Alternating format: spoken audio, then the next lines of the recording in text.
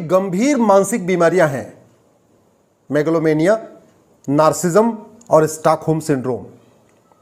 सामान्यतः ये 3 मानसिक बीमारियां पॉलिटिशियंस को होती हैं, नेताओं को होती हैं, बुद्धिजीवियों को होती हैं, पत्रकारों को भी होती है। उनको लगता है एकदम सब कुछ उनको पता है, वो जो समझ रहे हैं वही अच्छा है, बाकी सब गड़बड़ है। याद रखिए 3 बड़ी गंभीर मानसिक बीमारियां हैं, मेगलोमेनिया, नार्सिज्म और स्टॉकहोम सिंड्रोम। सामान्यतया ये पॉलिटिकल पार्टी के जो बड़े नेता उनको ये बीमारी रहती है, लेकिन ऐसे लग रहा है कि आजकल ये जजों को भी होना शुरू हो गया। मैं ये क्यों कह रहा हूं? मैं पिछले 6 महीने से मनीष कश्यप का केस ऑब्जर्व कर रहा हूं।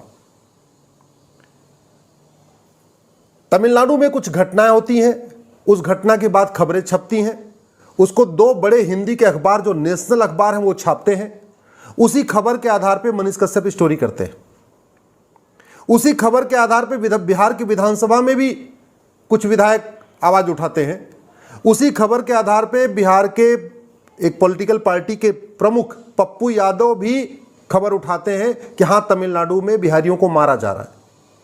याद रखिए, तमिलनाडु में बिहारियों को मारा जा रहा है, विधानसभा में यह बात कही गई, विधानसभा के बाहर पप्पू यादव ने भी बोला, 2 प्रमुख अखबारों ने इस बात को छापा और इसी बात पे मनीष कश्यप ने एक वीडियो बनाया। उस वीडियो के बाद तमिलनाडु में मनीष कश्यप के खिलाफ एफआईआर हो जाती है, बिहार में भी एफआईआर हो जाती है और तमिलनाडु की सरकार तो एनएसए लगा देती है, नेशनल सिक्योरिटी एक्ट लगा देती है। एक ही अपराध है वीडियो बनाने का। उसी वीडियो के आधार पर तमिलनाडु में भी एफआईआर, बिहार में भी एफआईआर, कई एफआईआर हो गए। जब कई एफआईआर हो गए तो मनीष कश्यप भागे सुप्रीम कोर्ट। क्यों? क्योंकि जहां 2 राज्यों में अलग अलग एफआईआर हो रही हो एक ही घटना के लिए या एक ही अपराध के लिए या एक ही गलती के लिए, तो आदमी सुप्रीम कोर्ट भागेगा। भैया देखो, हमारा अपराध एक ही है, जो हमारे ऊपर आरोप लगा वो एक ही है, बिहार में भी एफआईआर है, सुप्रीम कोर्ट और तमिलनाडु में भी है, तो आप सारी एफआईआर को मर्ज करके किसी एक जगह जांच कर दीजिए। सुप्रीम कोर्ट ने बोला नहीं, आप हाई कोर्ट जाओ। जबकि दूसरी तरफ मणिपुर में कुछ तथाकथित सेकुलर लिबरल पत्रकारों ने झूठी खबर फैलाई। मणिपुर की सरकार ने एफआईआर कर दिया और वो सीधे सुप्रीम कोर्ट आए। याद रखिए, एक ही राज्य में एफआईआर हुआ था, यहां मनीष कश्यप के खिलाफ 2 राज्यों में एफआईआर हुआ। मणिपुर में झूठी खबर फैलाने वालों के खिलाफ एक ही राज्य में एफआईआर हुआ, सरकार ने वहां के किया। सुप्रीम कोर्ट ने इंटरटेन किया, पिटीशन को इंटरटेन किया, सरकार को नोटिस जारी किया, बाकायदा उस पर फाइनल हियरिंग के लिए, सुनवाई के लिए तैयार है और कह रहे हैं कि हां, सुप्रीम कोर्ट में जज साहब ये भी कह रहे हैं कि कोई बात नहीं, पत्रकार है ना तो झूठी खबर तो छप जाती है, झूठी खबर छपने से क्या हो गया? क्या वो झूठी खबर छापने के बाद आग लग गई क्या? अरे मनीष कश्यप के, मान लीजिए मान लेते हैं कि मनीष कश्यप का वीडियो अगर झूठा है, तो मनीष कश्यप के वीडियो के बाद कौन सी आग लग गई थी? मणिपुर में 4 पत्रकार जाके झूठी खबर छाप रहे हैं, तब आप कह रहे हैं कि नहीं नहीं, ये तो पत्रकार है इसलिए इनसे झूठी खबर छप सकती है। पढ़ना न पढ़ना ये लोगों की मर्जी पे है। यही वाला पैमाना मनीष कश्यप पे क्यों नहीं लागू हुआ? मनीष कश्यप पे तो 2 राज्यों में एफआईआर है, उसको तो 2 हाई कोर्ट में जाना पड़ेगा, उसको बिहार की भी हाई कोर्ट में जाना पड़ेगा, उसको तमिलनाडु की हाई कोर्ट में भी जाना पड़ेगा। ऐसे ही कुछ दिन पहले, पिछले साल की बात है, उत्तर प्रदेश में एक रेप हुआ। उस पूरे रेप के केस में दलित बनाम सवर्ण का एंगल दे दिया गया। केरल के पत्रकार भागे भागे चले आए। सोचिए, घटना हो रही है उत्तर प्रदेश के बुलंदशहर में और केरल के पत्रकार भाग के आ रहे हैं, बुलंदशहर पहुंच रहे हैं। उत्तर प्रदेश की सरकार ने पकड़ा, मामला कोर्ट में आया तो करें नहीं नहीं, ये तो फ्रीडम ऑफ एक्सप्रेशन पे हमला हो गया, फ्रीडम ऑफ स्पीच पे हमला हो गया। समझ में नहीं आ रहा है। मणिपुर में झूठी खबर फैलाने वालों को फ्रीडम ऑफ एक्सप्रेशन है, फ्रीडम ऑफ स्पीच है। उत्तर प्रदेश में झूठी खबर फैलाने वालों को फ्रीडम ऑफ एक्सप्रेशन है, फ्रीडम ऑफ स्पीच है। केवल इस देश में एक मनीष कश्यप ही बेचारा बचा हुआ है, जिसको न बोलने की आजादी, न सोचने की आजादी, न वीडियो बनाने की आजादी। और यही घटना अभी देखिए शुरू हो गया है। चाइना से पैसा लेने वाले चाइनीज पत्रकार देश के खिलाफ एजेंडा चला रहे थे, देश के खिलाफ वीडियो बना रहे, भरा पड़ा वीडियो, और कोई 1-2 करोड़ नहीं, लगभग 125 करोड़। इतना तो अभी जांच में आ चुका है, इतना तो जांच में आ चुका है कि न्यूज क्लिक ने इतना पैसा लिया है। अभी इनके रिश्तेदारों में कितना पैसा गया, ये जो चाइनीज पत्रकार है, इनकी पत्नी के नाम पे कितना पैसा गया, इनके बच्चों के नाम पे कितना पैसा गया, इनको घुमाने टहलाने में विदेश यात्रा पे कितना खर्च हुआ, इनके माता पिता के एनजीओ में कितना पैसा गया, बाकी तो अभी जांच का विषय हो, तो बाद में पता चलेगा।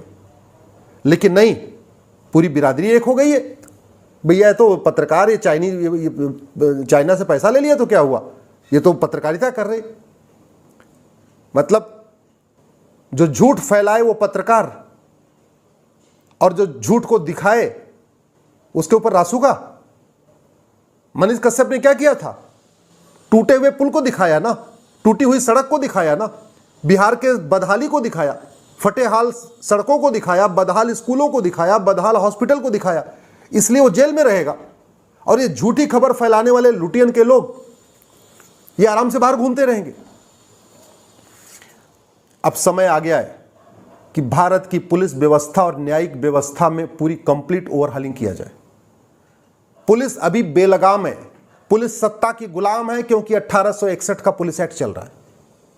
जब तक 1860 का पुलिस इंडियन पिनल कोड खत्म नहीं होगा और भारत में one nation one penal code लागू नहीं होगा, तब तक ऐसे ही मनीष कश्यप जैसे लोगों को गिरफ्तार किया जाएगा। जब तक ये 1861 का पुलिस एक्ट खत्म नहीं होगा, एक मॉडर्न पुलिस एक्ट लागू नहीं होगा और one nation one police act लागू नहीं होगा, पुलिस चार्टर लागू नहीं होगा, पुलिस की जवाबदेही नहीं होगी कि आप अगर गलत एफआईआर करोगे तो आपके ऊपर कार्रवाई होगी।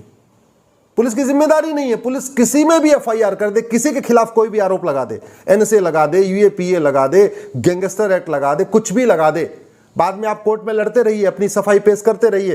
5 साल 10 साल के बाद आप वहां से अगर सबूत के अभाव में बरी भी हो गए तो जिन पुलिस वालों ने लगाया था उनके खिलाफ तो कोई कार्रवाई नहीं हुई। तो पुलिस की अकाउंटेबिलिटी कहां गई, पुलिस की रिस्पॉन्सिबिलिटी कहां गई? ऐसे ही जज साहब का भी है। वो जिसको मन चाहे उसको फ्रीडम ऑफ एक्सप्रेशन मान ले, जिसको मन चाहे उसका मुकदमा सुन ले, जिसको मन चाहे उसके लिए सैटरडे को बेंच बना दें, जिसको मन चाहे सैटरडे को 2-2 बार बेंच बना दें, जिसके लिए मन चाहे संडे को बेंच बना दें, और नहीं सुनना तो नहीं सुनना। ऐसे लग रहा है कि अब तो ये देखा जा रहा है कि सामने वाला वकील कौन है, सामने वाला पीड़ित कौन है, सामने वाला शिकायतकर्ता कौन है। भैया सब कम से कम सुप्रीम कोर्ट और हाई कोर्ट से ये आशा नहीं की जाती है। एक बार डिस्ट्रिक्ट कोर्ट का जज अगर ऐसी हरकत करे, एक बार डिस्ट्रिक्ट कोर्ट का जज अलग अलग पैमाना रखे लोगों के लिए, तो बात समझ में आती है। लेकिन अगर हाई कोर्ट के जज, सुप्रीम कोर्ट के जज अगर से डुअल स्टैंडर्ड रखेंगे, डबल पैमाना रखेंगे कि तीस्ता सीतलवाड़ आएंगी उनके लिए अलग पैमाना, मनीष कश्यप आएंगे उसके लिए अलग पैमाना, सिद्दीप कप्पन आएंगे उनके लिए अलग पैमाना, मणिपुर में फेक खबर फैलाने वाले हैं उनके लिए अलग अलग पैमाना, और मनीष कश्यप आएगा उसके लिए अलग पैमाना। यह बात मनीष कश्यप का नहीं है, यह बात गुलामी की व्यवस्था का है, यह बात स्टॉकहोम सिंड्रोम का है, यह बात नार्सिज्म का है, यह बात सिस्टम का है। सरकारें भले बदली हैं, सिस्टम नहीं बदला है, और उसका नतीजा आपके सामने है। मनीष कश्यप जेल के अंदर सड़ रहा है, एक मुकदमे में बेल, दूसरा मुकदमा, दूसरे मुकदमे में बेल, तीसरा मुकदमा, लगातार एक के बाद एक के बाद एक। अगर आप नहीं बोलेंगे ना, अगर आप पार्टियों में बटे हुए हैं, आप अगर सिस्टम के खिलाफ बोलने में अगर आप डरते हैं, तो इसका मतलब आप राष्ट्रभक्त नहीं है।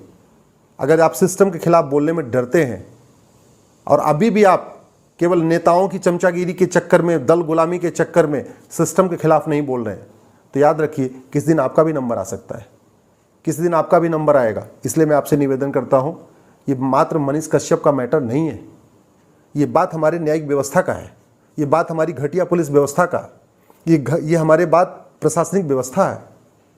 जब तक ये गुलामी के कानून नहीं बदलेंगे, गुलामी का नियम नहीं बदलेगा, गुलामी की पुलिस व्यवस्था नहीं बदलेगी, गुलामी की जुडिशियल सिस्टम नहीं बदलेगा, गुलामी का एडमिनिस्ट्रेटिव सिस्टम नहीं बदलेगा, पुलिस चार्टर लागू नहीं होगा, जुडिशियल चार्टर लागू नहीं होगा, सिटीजन चार्टर नहीं लागू नहीं होगा, एडमिनिस्ट्रेटिव चार्टर लागू नहीं होगा, तब तक अगर कोई सच बोलेगा उसको जेल में ठूस दिया जाएगा, उसके खिलाफ एनएसए लगा दिया जाएगा।